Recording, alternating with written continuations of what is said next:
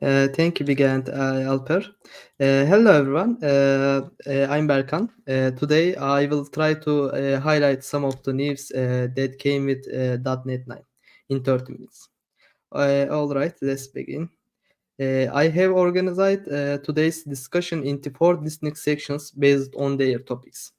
We will start the new .NET and follow it by updates in asp.NET. And next, we will delve into the enhancements in C Sharp 13. And finally, we will explore the advancements in anti-framework core. So let's first look at the serialization improvements. In System Text JSON, .NET 9 has new options for serializing JSON and new singleton that makes it easier to serialize using web defaults. Let's continue with the new options. JSON serializer options includes new properties that let you customize the indentation character and indentation size of written JSON. Additionally, if you prefer to serialize data using the default options utilized by ASP.NET for web applications, you can now utilize the new singleton JSON serializer options web. Let's continue with the link. New methods count by and aggregate by have been introduced. These methods make it possible to aggregate state by k without needing to allocate intermediate grouping via group by. To elaborate, count by lets you quickly calculate the frequency of each k. The example finds the word that occurs the most frequently in the text string. And aggregate by lets you implement more general purpose workflows. The example shows how you can calculate scores that are associated with a given k. In addition, index method makes it possible to quickly extract the implicit index of any variable. You can now write code such as the snippet to automatically index items in a collection. Let's continue with the priority queue collection type in the system collections generic namespace. Includes a new remove method that can use the update priority of an item in the queue.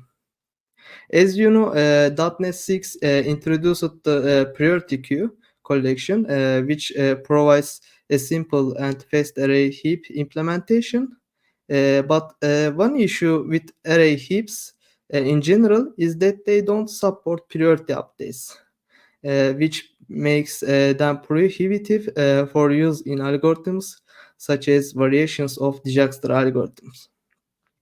While it's not possible to implement efficient priority updates in existing collection, the new priority queue dot remove method makes it possible to emulate priority updates.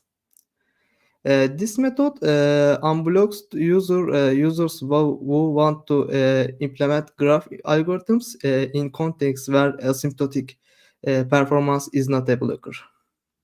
Such contexts include education or prototyping. Next up, the time span class offers several from methods that let you create a time span object using a double. However, since double is a binary-based floating point format, inherent imprecision can lead to errors. This discrepancy has caused a frequent confusion, and it is also not the most efficient way represent such data. To address this, .NET 9 adds the new overloads that let you create time span objects from integer. There are new overloads from days, from seconds, from milliseconds and from microseconds. The code shows an example of calling the double and one of the new integer overloads. As you see, result is more consistent with new overloads. Next up, let's look at the ASP.NET features that came with .NET 9. With this version, Razor components support constructor injection. In the example, the partial class injects the navigation manager service using a primary constructor. Next up, by default, interactive server components enable the compression for WebSocket connections and set a frame ancestors content security policy directive set to self, which only permits embedding the app in an iframe of the origin from which the app is served when compression is enabled or when a configuration for the WebSocket context is provided. And also compression can be disabled by setting configure WebSocket options to null, which reduces the vulnerability of the app to attack, but may result in reduced the performance. And configure the Streaker frame ancestors content security policy with a value none, which allows WebSocket compression but prevents browser from embedding the app into any iframe. Next up, finally, the feature that many developers have been waiting for. Polymorphic type support in a singular R hubs with ASP.NET 9. Hub methods can now accept the base class instead of derived class to enable polymorphic scenarios.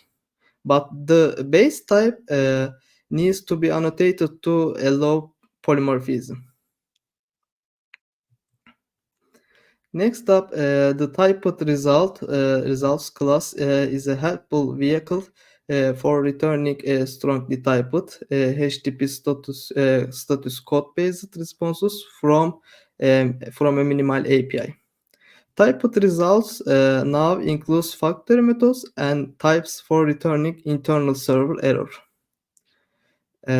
Here's an example that returns a 500 response. Next up, the OAuth and OpenID Connect authentication handlers now have an additional authorization parameters option to make it easier to customize authorization message parameters and that are usually included as part of the redirect query string. In .NET 8 and earlier, this requires a custom on redirect to identity provider callback or overridden build challenge URL method in a custom handler. Here is an example .NET 8 code, and now can be simplified as a right picture. Next up, attributes added to MVC actions, minimal APIs, and gRPC methods are examples of endpoint metadata. ASP.NET Core uses endpoint metadata to control endpoint behavior, such as routing, authentication and authorization, response caching, rate limiting, and more. .NET 9 adds metadata to developer exception page. The new metadata information appears in routing section alongside other routing information. This information make it easier to debug ASP.NET errors during development. The picture shows the new metadata information on the developer exception page. And next up, the debugging display of the dictionaries or other key value collections has an improved layout. The key is displayed in the debugger's key column instead of being concatenated with the value. The images show the old and new display of dictionary in the debugger. Berkan, Just I'm interrupting you. People say Okay. it's blurry screen. Maybe we Okay. can take out our heads from the screen so it will be a bigger presentation. Or Okay. else we can change the screen if I that's can possible try. as well. It's blurry now. As Now it's you good. can remove our heads. I think that's good. Now it's What do good. you Oh, think? okay, this is better than before. Okay. Okay. Okay. Problem fixed. Can I continue?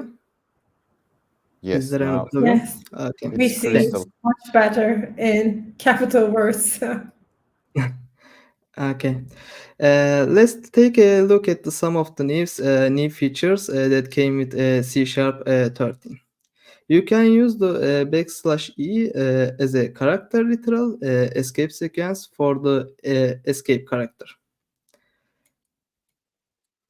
Next up, the implicit from the end index operator is now allowed in an object initializer expression. For example, you can now initialize an array in an object initializer as shown in the example code. In versions prior to C Sharp 13, the from the end index operator cannot be used in an object initializer. You need to index the elements from the front. Next up, finally, let's examine some of the features that came with Entity Framework Core 9. Entity Framework Core 9 removes unnecessary columns when calling OpenJSON with. For example, consider a query that obtains the count from a JSON collection using a predicate. Uh, in Entity Framework Core 8, this query generates the left SQL when using the Azure SQL database provider.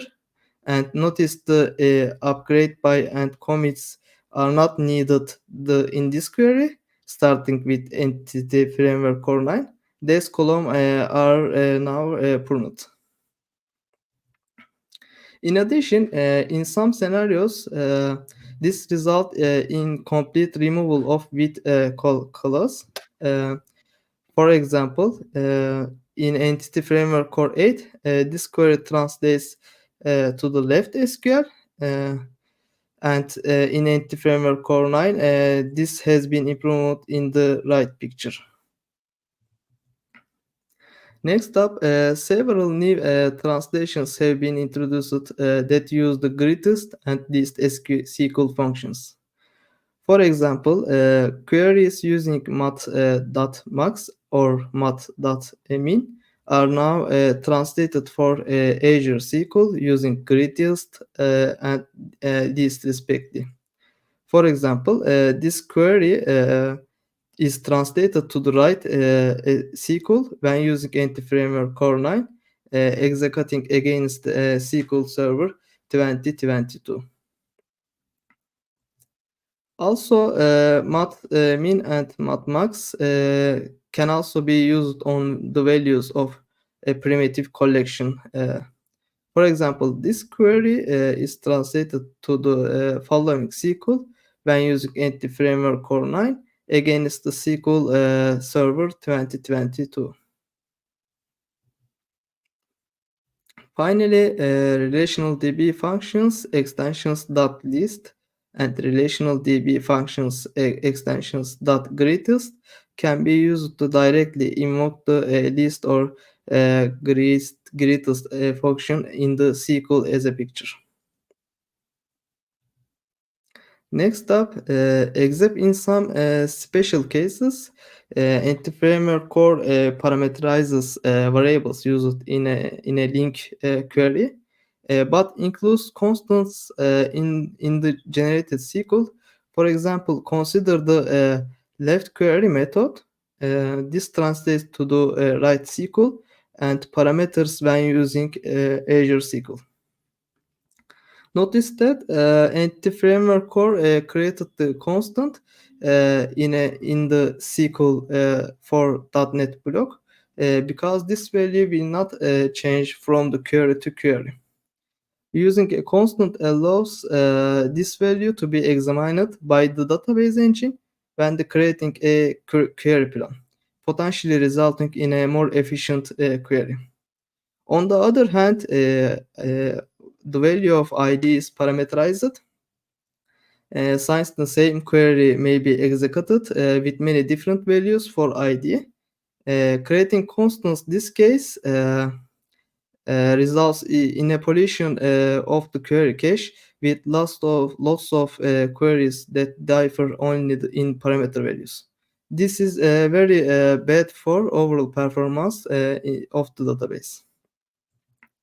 And generally speaking, these defaults should not be changed. However, anti-framework core 8 introduces the ef.constant, which method which forces anti-framework to use the constant even if a parameter would be used by default. For example, the translation now contains a constant for the ID value. Also, anti-framework 9 introduces ef.parameter method to do the opposite, that is, force anti-framework to use parameter even if the value is a constant in the code. For example, the translation now contains a parameter, the .NET block string. Next up, in the anti-framework 8, an iQueryable referenced in other query may be executed as a separate database round trip. For example, consider this link query.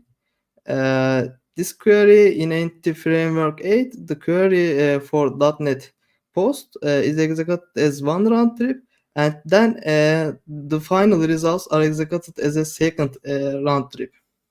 In anti-framework 9, the iQueryable in the .NET post is inlined, resulting in a single round trip. Next up, enumerable twice set methods have existed in .NET Core 2. In anti-framework 9, the equivalent async methods have been added. Next up, the execute update IP was introduced in anti-framework 7 to perform immediate direct updates to do without tracking or save change. In anti-framework 8, update async execute update can also be used to do update values of complex type properties. However, each member of the complex type must be specified explicitly. In anti-framework 9, the same update can be performed by passing the complex type instance itself. That is, each member does not to be explicitly specified as a picture. Next up, compiled models can improve startup time for applications. With large models, that is entity type counts in the 100 seconds or 1000 seconds. In previous versions of the entity framework core, a compiled model had to be generated manually using the command line as a left picture. After running the command, line like use model must be added on configuring to tell anti-framework core to use the compiled model.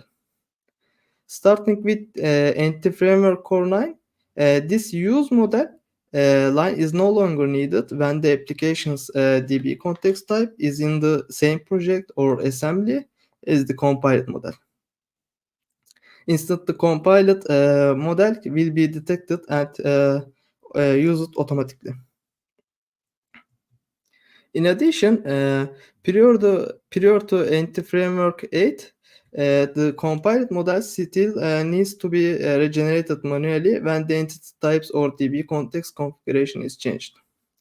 However, anti-framework 9 ships with MS Build and targets package that can automatically update the compiled model when the model project is built. To get started, you can add Microsoft Anti-Framework Core .test NuGet package to your project. And enable the integration EF optimized context property to your CS brush file as a picture. Also, there are additional optional MS build properties for controlling how the model is built, equivalent to the options passed on the command line to .NET EFDB context optimize. These include context name, startup project, and target namespace. Lastly, first-class support for the SQL Server hierarchy ID type was added in Entity Framework Core 8, as you know. In Entity Framework Core 9, a sugar method has been added to make it easier to create new child nodes in the tree structure. For example, the first line queries for an existing entity with hierarchy ID property. This hierarchy ID property can then be used to create child nodes without any explicit string manipulation. And next up, .NET Aspire. As you know, .NET Aspire is an opinionated cloud-ready stack for building production-ready distributed applications and delivered as a NuGet packages and currently in preview for .NET 9. That's all. I hope you liked my presentation. Thank you for listening. Thank you so much for sharing what was new with .NET 9, which I was sure that everyone was wondering what's going to happen within. But I realized we don't have that many questions. We just have 3 at the moment. So we can accept your questions if you are wondering about anything that is related with .NET 9, or it could be about ABP, or it could be about ABP.NET Conference, for which you can join to the raffle from the descriptions below. I'm going to answer Steph Becker's question. System text JSON is the new API, not the coming with .NET 9, but it's Microsoft implementation. And Newton JSON is which the one we have been using a long time. I'm going to share my screen. So you will see the difference between text JSON and Newton JSON. Okay, here on the first line, you see Newtons on JSON deserialize, and it's 3,000 nanoseconds. And with the system text JSON, deserialization is almost half. For serialize method, also Newton JSON takes much more time than Microsoft's implementation. But on the other hand, Newton Soft's JSON implementation, lots of features. So if you are interested in feature set, you can go with Newton JSON. It's slower, but it has very much different APIs to use. But if you are interested in memory efficiency and you need to be fast, then use system text JSON. We are using system text JSON. And for legacy projects, we have used Newton JSON, but I suggest you to use system text JSON because Microsoft is investing it on. So another question about, wait, I will find. Create empty builder. This one. Caner Gürelsoy. Better way to configure web application, create empty builder instead of create builder or create slim builder. I will share you a blog post from Athanasios. So he is explaining it's not a new method coming with .NET 9, but from the .NET 8 you can use create empty builder. This is focusing on performance. So it's using a empty builder, so you can add even Kestrel like this. Use Kestrel, create empty builder, use Kestrel, build. That's it. And if you want to write a response like this, it's just 4 or 5 lines. You can print out this screen, and it's a web application. So this is for performance-focused application. If you don't want extra features, but using your web application as a REST API or need to be fast, then you can use this create empty builder. We can get other questions. I didn't check.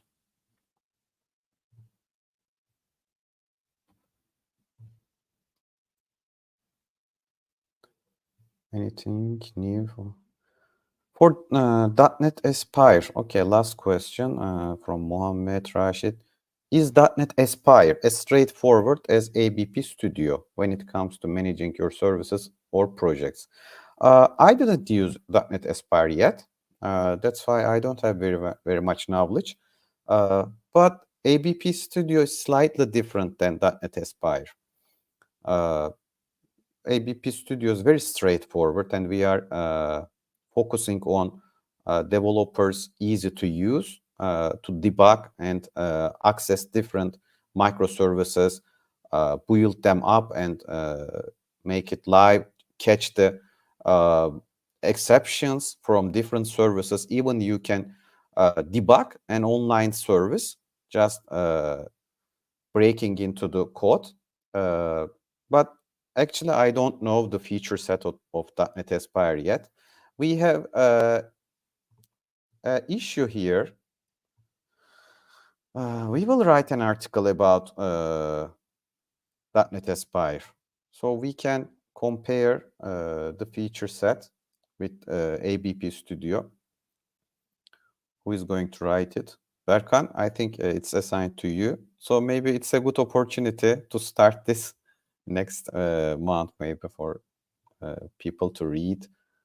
If you write in a basic and simple way, so everyone can understand the difference and how it solves daily problems of a developer with .NET Aspire or ABP Studio. ABP Studio will also be commercial and also community editions. So even open source users can use it. Let's see other questions. Today, not very much. Anyone use WinUI or Uno platform with ABP? If anyone uses, you can help Parjan.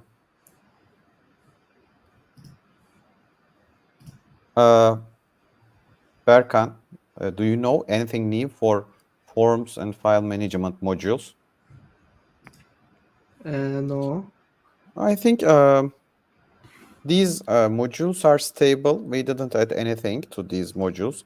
And our last version coming, 8.1, is also focusing on stabilization and performance. We didn't add so many feature sets.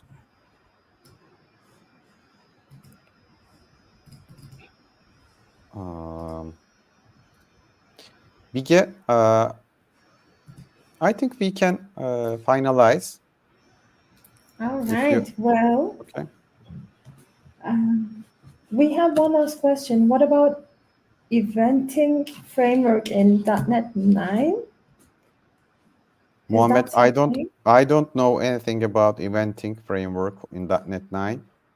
Maybe Berkan, if you have any idea in eventing. Maybe as you know, .NET 9 is a preview now, but in the stable version we can produce publish the new event maybe.